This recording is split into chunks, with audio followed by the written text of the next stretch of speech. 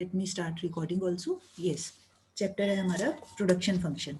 तो पहले ब्रीफली मैं एक्सप्लेन कर देती हूँ, उसके बाद last segment of the meeting में हम लोग इसके रिलेटेड जो क्वेश्चंस हैं वो डिस्कस कर लेते हैं.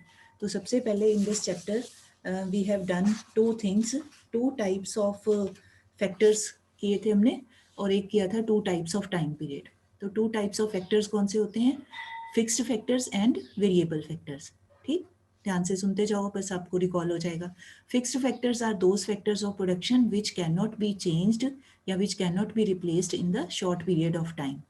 Those which can not be change, जिसको हम बदल नहीं सकते हैं. For example building of any factory या machinery which has been installed in the factory, permanent electricity arrangements, power arrangements which have been done in the factory, all these things cannot be changed. So they come in the category of plant, machinery, building, they come in category of fixed factors. ठीक है, short period में they cannot be changed, but in the long period these things can be changed. कैसे change कर सकते हैं? तो change करने का मतलब ये नहीं कि इन चीज़ों को डिवाइड कर दें, तोड़ दें, ऐसा नहीं. चेंज करने का मतलब कि these things at one place they can be sold. One can start his work at new place, वहाँ पर नए सिरे से जाके one can make his investment and start his work. In that way all these things become variable. But otherwise machine ने तो machine ही रहना है, जहाँ भी काम करेंगे बिल्डिंग तो बनानी पड़ेगी. उस वे से नहीं है, यहाँ पर सिर्फ है कि लंबे टाइम में हम एक जगह से काम को वाइंड अप करके we can go to other place and start our work. So in that way it becomes variable. Second होते हैं variable factors which can be changed. Variable word का ही मतलब है which can be changed, जिसको हम अपने as per requirement, as per need, अपनी wish के according हम change कर सकें. जैसे हम बोल सकते हैं number of laborers who are to be given work in the factory on a given day. 10 लोगों को लगाना है, 4 को लगाना है, 15 को लगाना है, कितना अपनी मर्जी है. रॉ मटेरियल कितना यूज़ करना है अपनी मर्जी है. पेट्रोल कितना यूज़ करना है अपनी मर्जी है. सो जितनी भी चीज़ों को हम बदल सकते हैं which can be change, they come in the category of variable factors. ठीक है, उसके बाद किया था हमने शॉर्ट एंड लॉन्ग पीरियड. ये आपको क्वेश्चन आ सकता है, डिस्टिंग्विश बिटवीन फिक्स्ड और वेरिएबल, ऐसे distinguish between short and long run. तो शॉर्ट पीरियड का हमने विद रेफरेंस टू फैक्टर्स क्या देना है कि short period means that period in which, क्या है हमारा आगे आएगा, in which some of the factors of production they remain fixed, they can not be changed. मतलब short period is that period in which some factors remain fixed and some factors remain variable, वो short period. And long period इसके कॉन्ट्रेरी, that period in which all the factors of production can be replaced.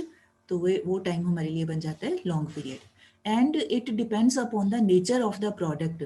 There is no single criteria of defining this short and long term for all types of product. ऐसा कुछ नहीं है. Depending upon the nature of the product, this time period varies.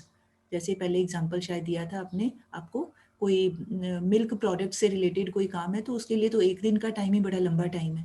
और कोई cement plant है, कोई iron and steel का plant है, उसके लिए 10-15 साल का टाइम लंबा टाइम है. मतलब ये डिपेंड करता है कि किस नेचर का प्रोडक्ट है. कोई खाने पीने का सामान है, उसके लिए आधा दिन, एक दिन भी बड़ा बहुत लंबा है, ख़राब हो जाती हैं चीज़ें. तो वेरी करता है ये सारा. ठीक है, उसके बाद था हमारा कॉन्सेप्ट्स ऑफ प्रोडक्शन. तो 3 concepts are there, total product, average and marginal product. तो total product means whatever total amount of या quantity of output can be produced with the help of given factors of production including fixed and variable. जो भी हमारे पास variable और fixed factors हैं उनकी help से whatever can be produced, that amount of या quantity of production is known as total production. और उसके बाद है हमारा दूसरा आ जाता है average product. Average product means पर unit product of variable factor. ठीक, वेरिएबल फैक्टर का पर यूनिट कितना चेंज आता है, या मतलब कितना वेरिएबल फैक्टर के रिगार्ड से डिफाइन किया जाता है एवरेज प्रोडक्ट को, per unit product of variable factor. And formula क्या है, total product divided by units of variable factor, या TP divided by L. L means labour which is variable factor. उसके बाद था हमारा third concept marginal product, very important. Change in total product या addition to total product when one more unit of variable factor is employed. ठीक, change in total product when one more unit of variable factor is employed. तो whatever change comes in TP, that is called marginal product. Formula TPN minus TPN minus 1, या change in total product divided by change in variable factor.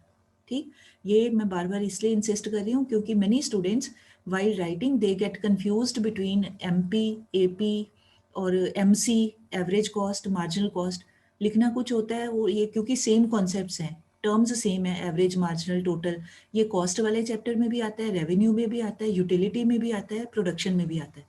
तो जब आप लिखते हो तो वहाँ पर आपने ध्यान रखना है कि आपने विद रिगार्ड टू ये वेरिएबल फैक्टर ये सब बातें चल रही हैं, ठीक। अच्छा, उसके बाद है 2 टाइप के प्रोडक्शन फंक्शन होते हैं। प्रोडक्शन फंक्शन मतलब functional relationship between the factors of physical factors of production and physical output. Functional का मतलब भी कितने क्वांटिटी में, कितनी संख्या में या कितनी गिनती में हम लोग अपना फैक्टर्स को यूज़ करते हैं, तो उसके फिजिकल फॉर्म में और उसके रिजल्ट में कितना सामान बनता है, दैट इज फंक्शनल रिलेशनशिप या फिजिकल रिलेशनशिप। तो 2 टाइप के production functions are there, one is called variable proportion type and second one is constant proportion type. तो वेरिएबल प्रपोर्शन टाइप वो फंक्शन होता है, प्रोडक्शन फंक्शन, जिसमें एक फैक्टर को चेंज किया जा सकता है, बाकी फैक्टर्स कांस्टेंट है, मतलब जो प्रोपोर्शन बिटवीन द फैक्टर्स है that keeps on changing. I hope you remember one example we did, एक लेबर और कैपिटल का एग्जांपल किया था। एक लेबर है, एक मशीन, एक लेबर है, 2 मशीन, या एक मशीन है, 2 लेबर, एक मशीन है, 3 लेबर, एक मशीन है, 4 लेबर, मतलब वेरी कर रहा है हर बार। फिक्स्ड फैक्टर तो फिक्स्ड ही रहेगा, बट वेरिएबल फैक्टर चेंज होता जा रहा है। तो in that case since proportion gets changed, तो इसको प्रोडक्शन फंक्शन को नाम दे दिया जाता है वेरिएबल प्रपोर्शन टाइप या variable proportion type production function. और दूसरा और ये होता है during short period. And second one is constant proportion type. उसमें क्या है कि जो फैक्टर्स का आपस का प्रपोर्शन है वो इन the very beginning that is decided, शुरू में सोच लिया जाता है, उसके बाद उसमें कांस्टेंट चेंज आता जाता है। जैसे मैं बोलूँ कि एक machine, 2 labourer, 2 machines, 4 labourer, 3 machines, 6 labourers, हर बार एक गिवन स्पीड से एक फिक्स्ड प्रपोर्शन में चेंज आता जा रहा है। तो क्योंकि फिक्स्ड प्रपोर्शन में आ रहा है, इस करके उसी को कह देते हैं कांस्टेंट। कांस्टेंट माने भी फिक्स्ड प्रपोर्शन में ही चेंज आ रहा है। वो कितना प्रपोर्शन रखना है, this is to be decided by the producer in the very beginning.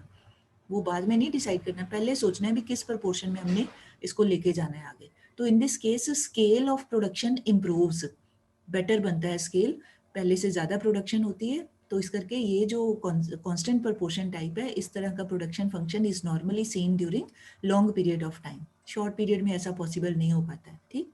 उसके बाद हमने किया था जो मेन है, जहाँ से हमारा क्वेश्चन वाइज जो मेन काम स्टार्ट हो रहा है, that is related to this returns to a factor. ठीक है, तो रिटर्न्स टू ए फैक्टर क्या होता है कि ये हमारी सारी जो स्टडी हम कर रहे हैं, तो एज पर सिलेबस, तो इसमें ये हमारा शॉर्ट पीरियड का प्रोडक्शन फंक्शन का study is a subject matter of our syllabus. तो शॉर्ट पीरियड में व्हाट हैपेंस कि if producer wants to increase his output, तो then he has 2 options.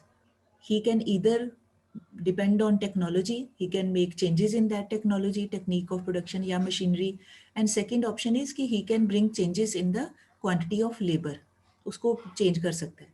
But since we are saying on one hand कि भी this topic is related to short period, तो that means कि भी in the short run it becomes difficult to bring changes in the machines, क्योंकि machines जो होती हैं they are fixed asset, fixed factor है, and it's not easy। और जो फिक्स्ड फैक्टर होता है बड़ा एक्सपेंसिव फैक्टर होता है, कोई ऐसा नहीं कि आज गए और बाजार में जाके चेंज कर लिया, कल गए चेंज कर लिया मशीन को, पॉसिबल नहीं हो पाता है, क्योंकि ह्यूज इन्वेस्टमेंट होती है उसमें, महंगी होती है मशीन्स। तो it's not possible for the producer to bring changes easily in the technique of production. तो वो तो रह जाएगी फिर कॉन्स्टेंट, उसमें कोई चेंज नहीं। तो देन वट इज लेफ्ट, तो लेफ्ट हो जाता है with the producer, that is the quantity of labour. तो producer can bring changes in the quantity of labour, he can increase, he can decrease as per his requirement, जो मर्जी कर सकता है, लेबर को बढ़ा सकता है या कम कर सकता है। तो since he when he brings changes in this quantity of labour, तो उसका कुछ इम्पैक्ट पड़ता है प्रोडक्शन के ऊपर। ज़्यादा लोगों को काम पे लगाया या कम को लगाया, तो this thing makes brings some change in the level of quantity produced या आउटपुट प्रोड्यूस्ड।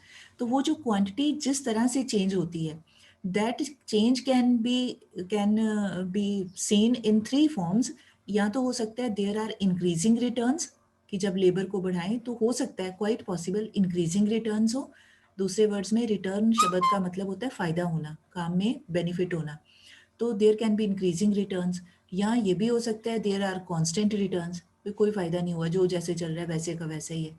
या थर्ड पॉसिबिलिटी है डिमिनिशिंग रिटर्न्स, कि लेबर को बढ़ा रहे हैं तो बजाय फायदा होने के रिटर्न्स कम होनी स्टार्ट हो जाती हैं, डिमिनिश होनी स्टार्ट हो जाती हैं, तो that is called diminishing returns. ठीक है, तो अब one by one now we have to revise all these three. इनका मतलब क्या है?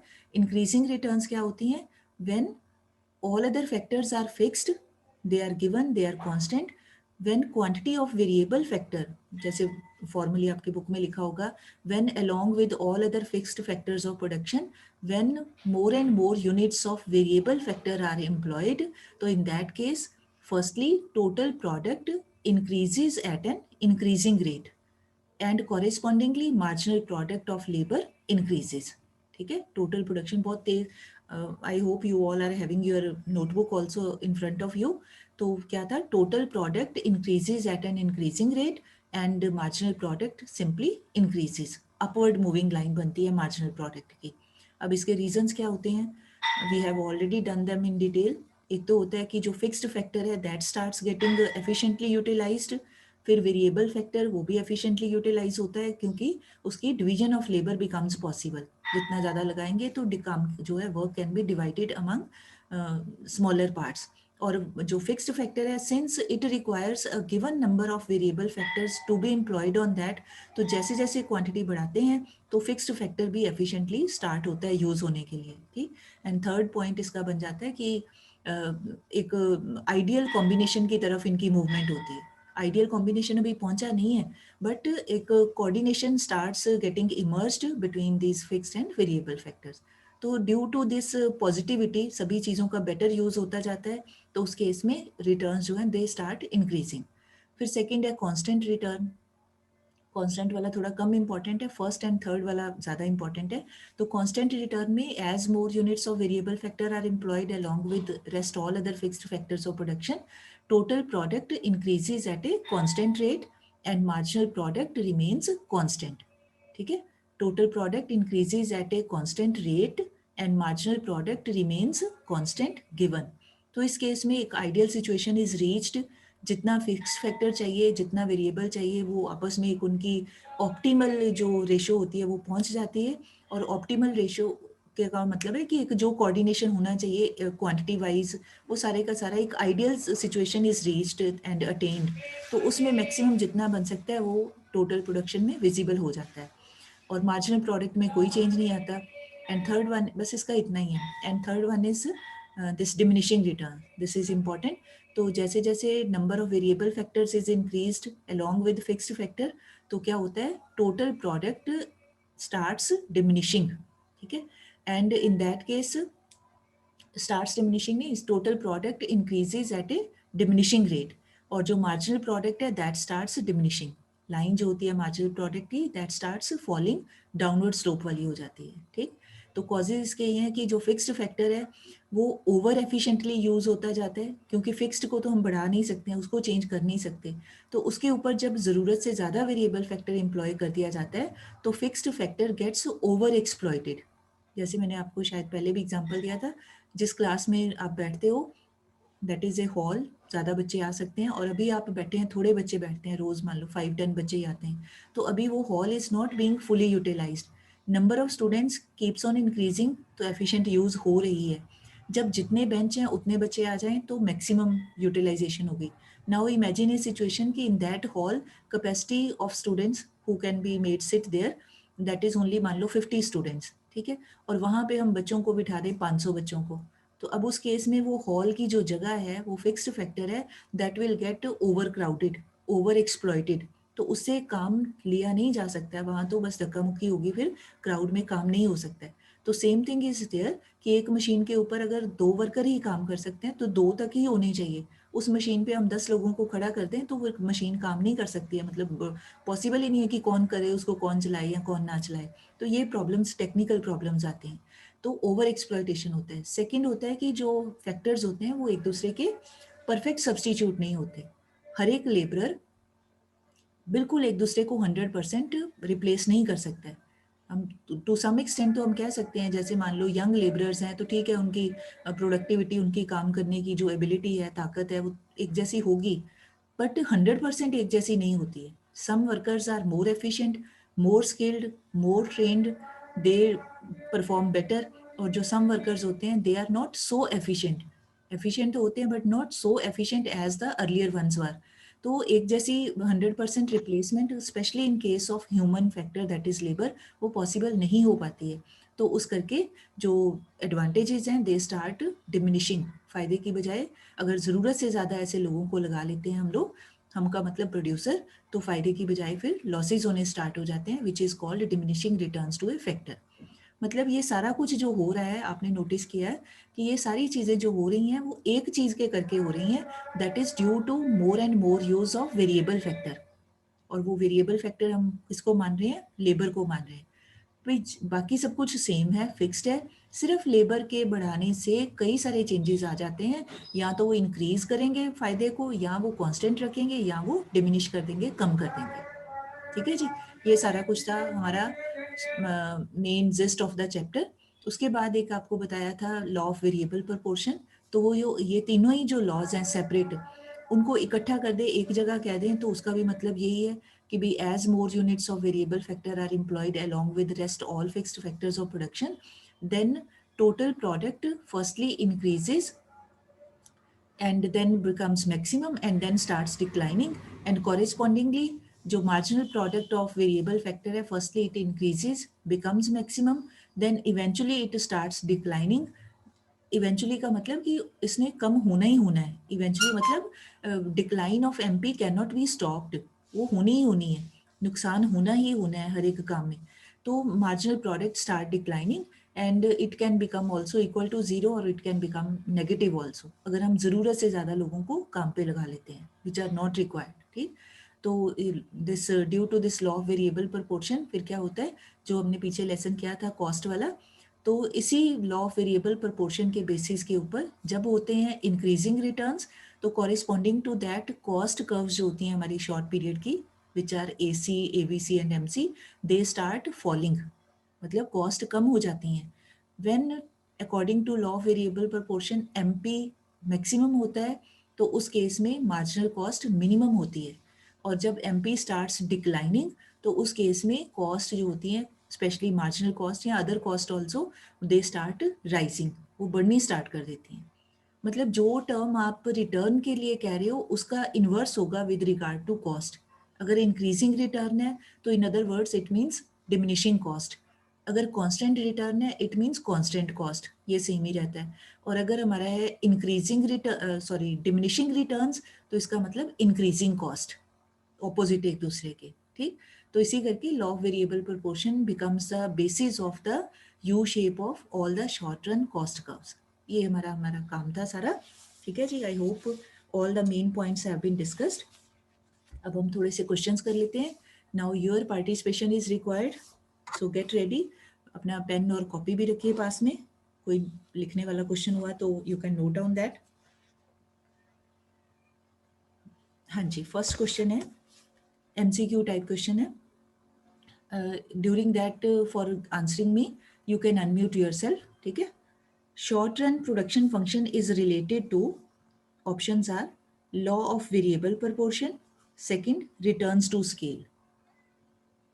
Out of these two you have to tell कि with which short run production function is related to। First option है law of variable proportion, second है returns to scale. Anyone?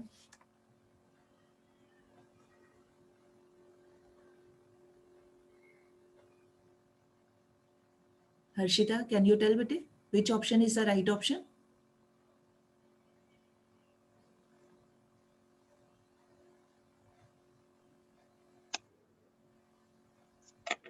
Ma'am, please repeat the question. Short run production function is related to, ठीक है, option first है law of variable proportion, second है returns to scale. Second option, returns to scale. 0 number, big cross. इसको कहते हैं सारी कहानी सुन ली और पता नहीं चला अभी हीरो कौन है, हैं? देखो शॉर्ट रन वर्ड आ गया, ठीक है। तो रिटर्न्स टू स्केल तो शॉर्ट रन के साथ रिलेटेड होते ही नहीं है, वो लॉन्ग रन के साथ रिलेटेड होते हैं। और जो ये वेरिएबल प्रोपोर्शन है, ये जो अभी तीनों रिटर्न्स किए हैं, रिटर्न्स टू फैक्टर, उसी को कंबाइंड कर दें तो वो वेरिएबल प्रोपोर्शन है। तो फर्स्ट ऑप्शन आना है, जो लॉ ऑफ वेरिएबल प्रोपोर्शन है वो शॉर्ट रन प्रोडक्शन फंक्शन के साथ रिलेटेड है, फर्स्ट ऑप्शन। ठीक है, ओके। एनी हाउ बाकियों को खुश होने की जरूरत नहीं है, मैंने सभी से पूछ लेना और सारे एक दूसरे पे हंसेंगे फिर हैं, if you are unable to answer. जब कोई एक बच्चा नहीं बताता तो बाकी बड़े खुश होते हैं। चलो नेक्स्ट क्वेश्चन है, per unit production of variable factor is called, per unit production of variable factor is called, option है total product, second ऑप्शन है average product, third है marginal product. Which is the right answer? Hina, can you tell? Hina Taneja? Ma'am average product. Yes, very right. Per unit production of variable factor is called average product. ठीक है, मतलब कई बार आपको definition will be given और आपको पूछा जाएगा कि इसके लिए बताइए सिंगल टर्म कौन सी हो सकती है, तो सिंगल टर्म आ गई average product. Very right, okay. Next है Kanav Batra, now this question will be answered by you. Question है, in the context of long run production function, ठीक है, in the context of long run production function factor ratio is, first option है variable, second है constant, third है none of these. Ma'am constant.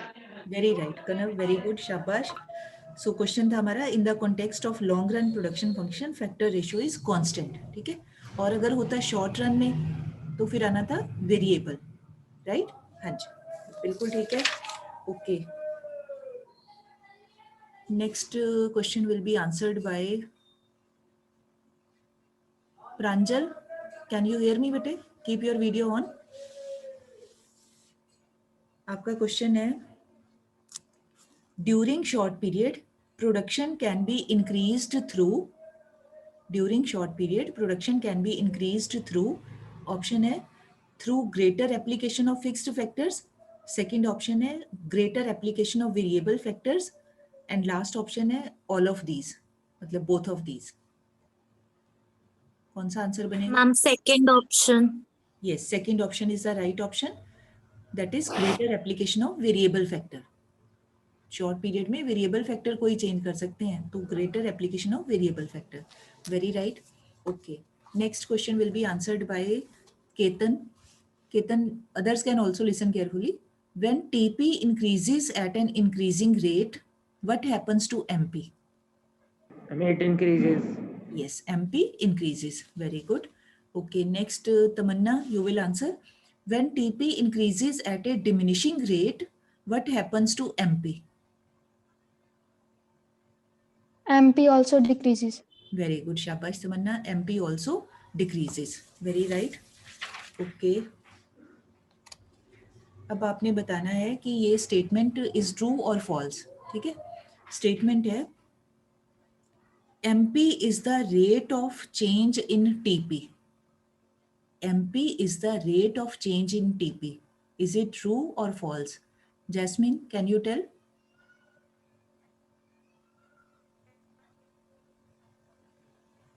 नहीं, no, okay। anyone who wants to tell, you can। Jasmine, आप पुरानी फिल्मों की तरह बस मुझे लग रहा है कि आप कुछ बोल रहे हो, I am unable to hear. Unmute नहीं किया आपने? हैं, म्यूट फिल्में होती थी ना पुराने जमाने में, अभी भी आवाज नहीं आ रही है। चलो कोई बात नहीं, हंस के ही दिखा दो, कोई बात नहीं, हंस के ही दिखा दो। ट्रू स्टेटमेंट है। ट्रू है, शाबाश, very good Jasmine, very good, this is true. कोई भी जो मार्जिनल कॉन्सेप्ट होता है, चाहे वो प्रोडक्ट हो, यूटिलिटी हो, कॉस्ट हो, रेवेन्यू, कुछ भी हो, कोई भी मार्जिनल होता है वो अपने टोटल का चेंज होता है। तो this is totally true statement, perfectly alright, okay.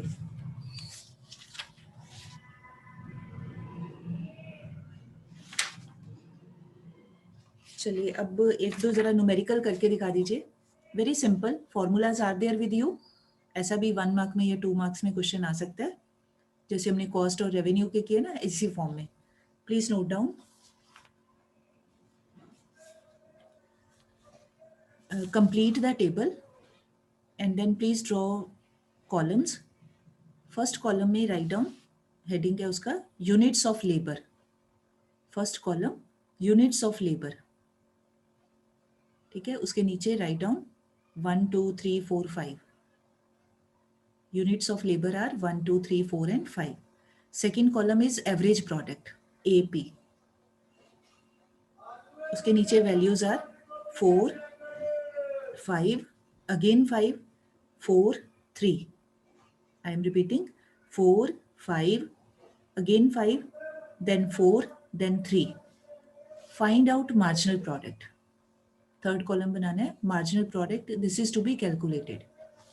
अब ध्यान से सोचिए कि how will you calculate marginal product.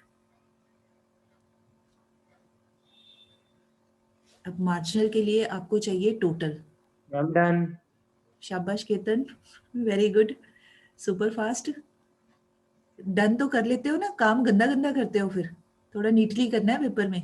तुम्हारे मार्क्स मैंने सबसे ज्यादा काट देने हैं गंदे काम के लिए, हैं? चलो बाकियों को भी कर लेने दो जरा 1 मिनट में. हाँ जी बेटे, और किसने कर लिया? You can tell. जैसे केतन बता रहा है ऐसे ही बाकी भी बता दें. सबसे पहले you need to calculate the column of total product. ठीक है, टोटल होगा तो मार्जिनल यू कैन कैलकुलेट. तो टोटल कैसे निकालना है? Average product into units of labour. क्योंकि एवरेज का फॉर्मूला क्या होता है? TP divided by L. तो अगर हमने टीपी निकालना है तो क्या कर सकते हैं? एपी इंटू एल कर दें. एल मतलब वेरिएबल फैक्टर, तो हमें टीपी कॉलम मिल जाएगा. तो हाँ जी केतन, आप बता दीजिए फिर, what are the values of total product column? Ma'am 4, 10, 15, 16, 15. Very right, perfectly all right. Total product मतलब एडिशनली आपको बनाना पड़ेगा in order to calculate MP. ठीक है, values are 4, 10, 15, 16 and 15. Very good. Sania Bhatia बेटे, have you calculated marginal product? Yes, ma'am. Please tell. 4, 6, 5, 1, -1. Perfectly all right, very right. अब आपने notice किया होगा यहाँ यूनिट ऑफ लेबर फर्स्ट से स्टार्ट हो रहा है. तो फर्स्ट वाले को हम उसके पहले अज्यूम कर लेते हैं कि और कोई लेबर लगाया ही नहीं, तो जो आपका टोटल प्रोडक्ट है वही मार्जिनल भी वही बन जाएगा ना, 4 - 0, 4. सो I repeat this column, MP column 4, 6, 5, 1 and -1. ठीक, इस तरह से आपको कोई न्यूमेरिकल भी आ सकता है. चलिए एक और लिख लीजिए. नेक्स्ट है हमारा, 2 मिनट रह गए हैं तो कर लेते हैं. एक और लिखिए question. Units of labour are 1, 2, 3, 4, 5. First column units of labour 1, 2, 3, 4, 5 and second column दिया हुआ है average product. Second column average product, values are 15, 14, 13, 12, 11. I repeat, 1, 5, 15, 1, 4, 14, 1, 3, 13, उसके बाद 12, उसके बाद 11. Now calculate TP and MP. Calculate TP as well as MP.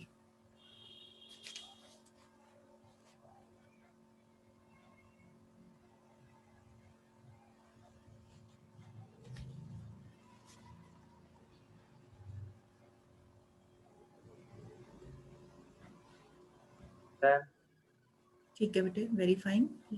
Let us wait for others also, so that 7 students ही हैं, सभी से एक एक वैल्यू पूछ लेंगे.